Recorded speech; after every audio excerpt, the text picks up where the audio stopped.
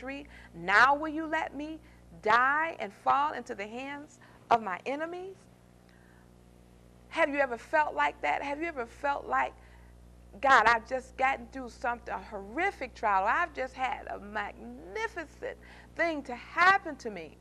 And now will you let this thing turn and go sour? Will you let it go bad? No, God's not that kind of a God. He's a just God. He's a faithful God. If you call on him, he will answer. Because we see here for Samson that God took and made a place out of no place for him.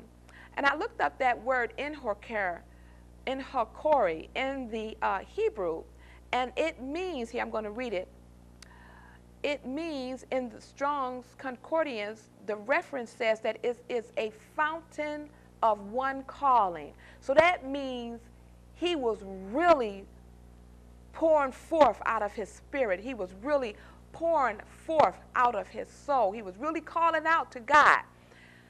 And as a result, he got the provisions that he needed. God answered, God heard him, and God came with a mighty provision. And a lot of times it's that way. God will use the things that's closest to us, and the things that we least expect, and that we think not anything of, sometimes to give us the greatest victory, to give us our greatest provision. A lot of times what we need is right there in front of us, or it's right there in the house, been there all along, but we just didn't see it, or we couldn't, because it wasn't time, because our eyes were blind. And I want to notice something about this situation here that Samson was in.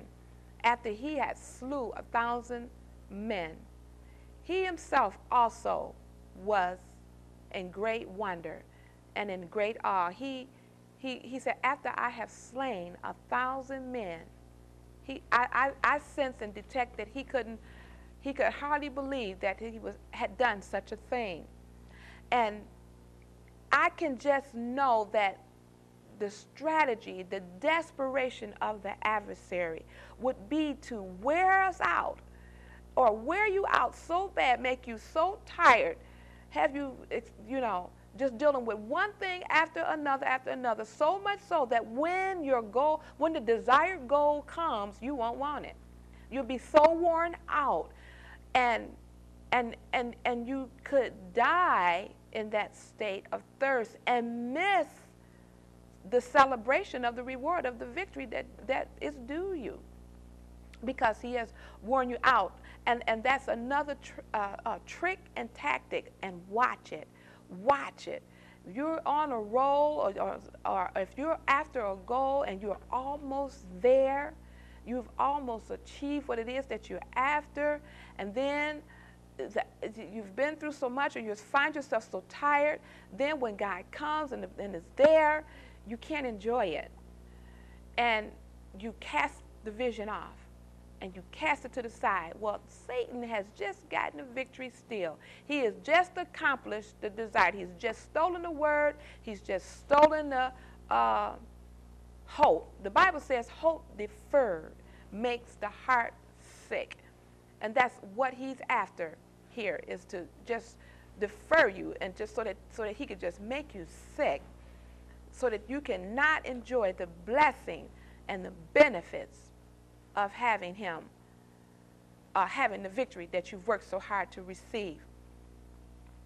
And Samson here in this story fought a great fight, and he got his miracle. And I made a note here. The devil will try to beat you up. He'll try to wear you out. And he'll try to sabotage, so that you will throw off all restraint, and so that you will be no good in God's hand when he's ready to use you. But the Bible says that he called out to God, and God released a fountain. There was a fountain that was released as a result of his calling, of his continual crying out to God. And when you read the story, it looks like that he just said, oh God, you're going to let me die of thirst. No, it was